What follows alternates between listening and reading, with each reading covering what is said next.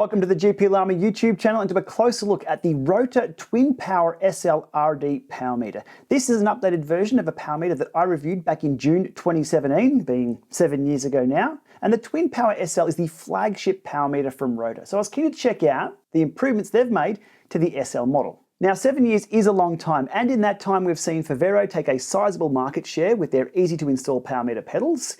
Budget price power meters coming out of China directly, testing very well. SRAM has integrated even more Quark meters into their group set lineups. And Shimano, well, Shimano is still playing pin the tail on the donkey with their power meters. Although the core function of a power meter really hasn't changed that much in that time, the market hasn't stood still. So how far have ROTOR come since I've reviewed their previous model that tested pretty well outdoors but had some accuracy issues indoors? Well, that's what we'll find out in this video today. So let's get straight into the technical details of this power meter. Coming in at 165 through 175 crank lengths, you get to choose when you buy. The spindle is a 30mm spindle, so you'll need to change your bottom bracket, make sure it's compatible with your bike for this power meter. The Q factor and chain line, pretty much compatible with all frames out there at the moment in different configurations. The weight for 170mm, they claim 530 grams. That's extremely light because that's without chain rings. I've done some measurements myself on the bench. You'll see those in just a few moments. Measurement type, it's left and right legs, they claim here on the spec sheet. So yes, it's an independent left-right power meter. Now I'm doing different things with my hands because the left side is measured within the spindle and the right side is measured within the crank arm. So yes, a true left-right power meter, just measured in different spots. The data you get from this power meter, power, cadence, torque effectiveness, pedal smoothness, and with a recent firmware update, you'll get seated and standing time reported onto your head unit if it's compatible with cycling dynamics. Power accuracy remains the same, plus or minus 1.5%. Battery life in the phenomenal range of 250 hours of ride time. Connectivity, ANT+, Bluetooth Smart, IP67 water resistance. The electronics are all hidden within the spindle, so pretty much protected on the bike there. And jumping down to frame compatibility, pretty much everything. When it comes to weight, the TwinPower, the previous version, came in at 645 without rings and 831 with 5236 rings. The TwinPower SL comes in at 587 on my scales without rings and 703 with the chain rings. That's 128 grams lighter. Onto the price, and you're looking at around $1,300 US, a little more depending on the chain rings, and more again if you need to buy a bottom bracket. Now there's been some heavy discounting by ROTOR lately on a few of their products, including their power meters, and in related ROTOR business use, they've just taken a sizable investment from Chinese group set manufacturer WheelTop. So it will be interesting to see what that means for ROTOR products and pricing in the future. One big selling point of these power meters that isn't unique to ROTOR is their support for non-round chain rings. In fact, ROTOR are a big proponent of Q rings because they sell them.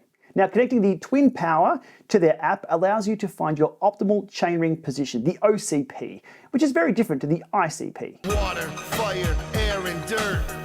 Magnets, how do they work?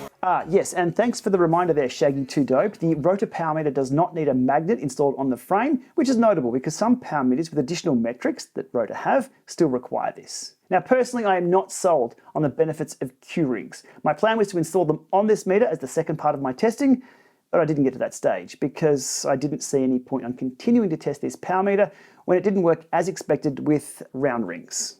Is that round? Close enough. Now, more onto that when I dive into the data.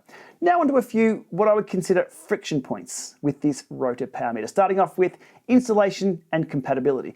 The installation is not as easy as just swapping pedals out or swapping off a crank and swapping on a similar crank set. You've got to do your homework and have the correct tools and set everything up to get this meter on your bike. My next dot point here is an important one, and that is shifting performance. Once set up, I found the front shifting not to be as good as using a Shimano chainset on a Shimano Di2 group set. It was either the ramp pins or the fact I needed to closely align or tune the front derailleur a little more than what I've been used to.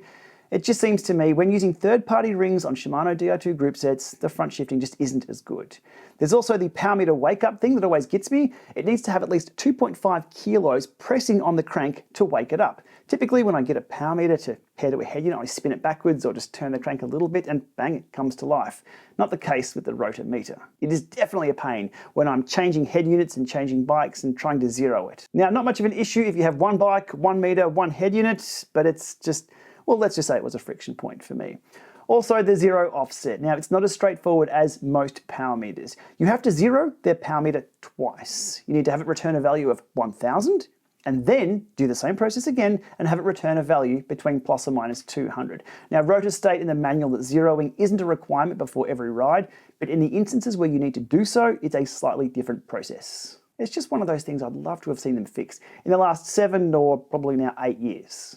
Another unnecessary pain point with this power meter was I found it impossible to find any information on their firmware updates. Now, firmware 2013 was released a few weeks ago. I did the update. It adds standing and seating time as a metric to your power meter compared to a compatible head unit.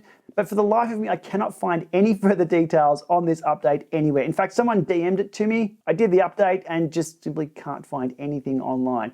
There's also some fragmentation of websites between Rotor USA and Rotor HQ in Spain.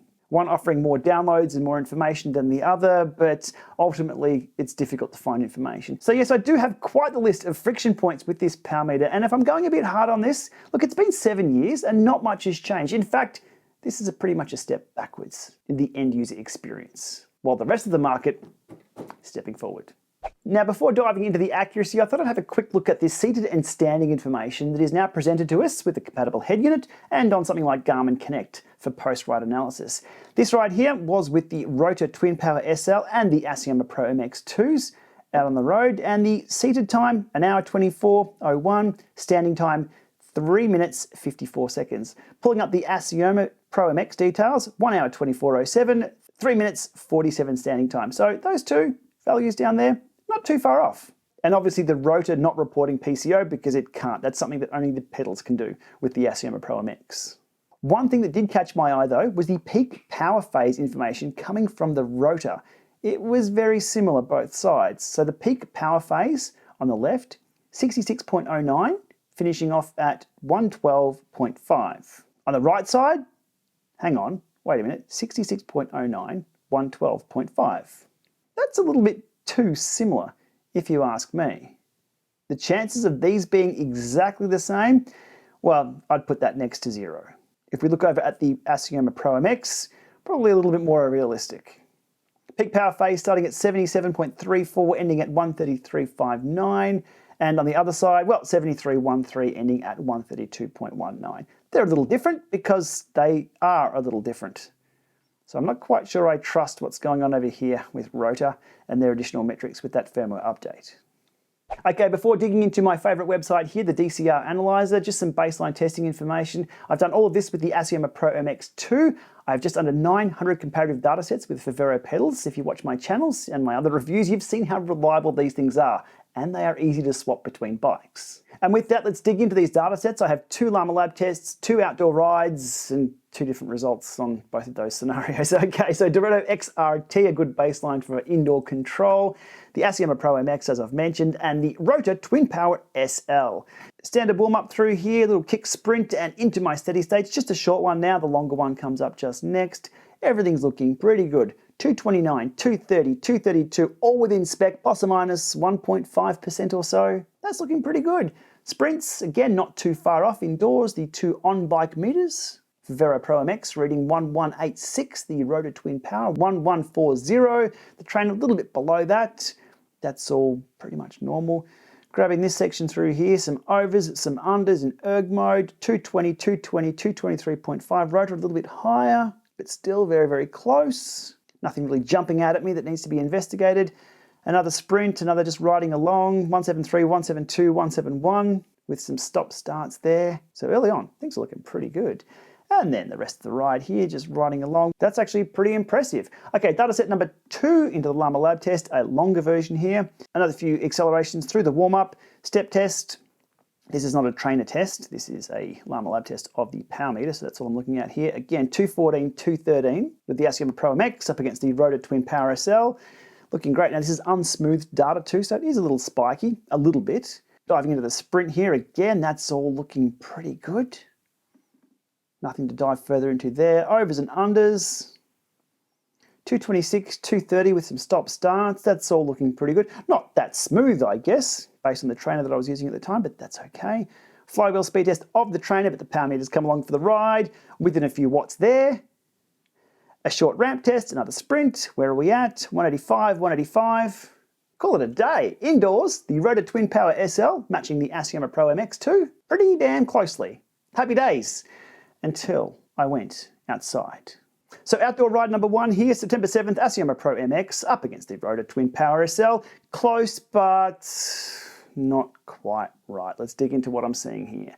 Okay, so out of the gate, let's have a look through. Jeez, let's have a look through here. 301 Asioma Pro MX, 287. Let's call it 289. You could call it a pig with lipstick. It doesn't matter. That's still too far out for me to be happy with. That's that's over 10 watts. Jumping now to the left-right split of just that section, and we have the Pro MX 148 on the left and the ROTOR TwinPower SL 148 on the left. Great. What's going on the right? 152 on the Asioma Pro MX, which have been a reliable, good, trusted baseline for over, what's near on 2 years now. It's definitely over a year anyway. These were released, look, let's call it 18 months. I was testing them long before they were released. Right-hand side of the ROTOR TwinPower SL 139, not in the ballpark, not in the game, causing problems. I don't know what's going on there. That wasn't happening indoors. But let's pull back. That's just the start of the ride. Let's look further into the ride through here. 284 on the Asiomas, 274 on the ROTOR TwinPower SL. SL standing for slightly lower. Pulling up the left-right on that, again, the left powers on both power meters closely matching. The right side are not. So consistency, anyway, throughout that ride. A short sprint and a small acceleration later on in the ride here, and look, not really even close. 1116 from the ROTOR, 1250 from the Asioma Pro MX, and again through here, just consistently lower readings of about 60 watts or so through that short little acceleration through there. Now this is flipped from what we were seeing 7 years ago with the TwinPower DM, where outdoors it was fine, indoors it was reading high. So this one, what we've seen just now is 2 data sets indoors which were almost perfect, and outdoors it's reading a little low. Outdoor ride number 2, now this is not the last data you'll see. I've dived into a few other data sets as well that aren't mine, that are quite interesting. Asioma Pro MX up against the power meter that we're talking about today. Started the ride through here. Let's have a look at a few efforts. This is Longs Hill Road, if you know Ballarat. 349, 340 run, the ROTOR being lower. Left, right on that, and again, this was a month or so after that initial testing with the firmware update. 17225, 17395, so the lefts are good. The right side, 177 versus 167. Now what's also interesting on that is the left-right balance. I'm not left-right balance all the time. On here, my bias was towards the right side with the Pro MX2, but according to the ROTOR, my bias was towards the left side, which is not ideal. Now another hill, this is the back of White Swan. Again, if you know Ballarat, you know that's a bit of a steady climb. 351, 346, a little closer. Left, right of that, 174, 176, 177, 169. So just some consistency with not being correct.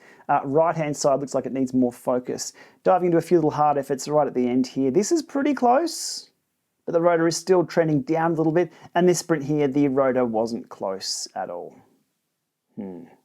Now, when looking at other reviews of the TwinPower SL, RoadCC reports very similar results within their graphs. Now, I say within their graphs because that's all I'm looking at, just the data. Their road ride with the TwinPower SL and Asioma pedals, the data's showing the ROTOR power meter reading a little low above 300 watts outdoors. However, their indoor data looked good.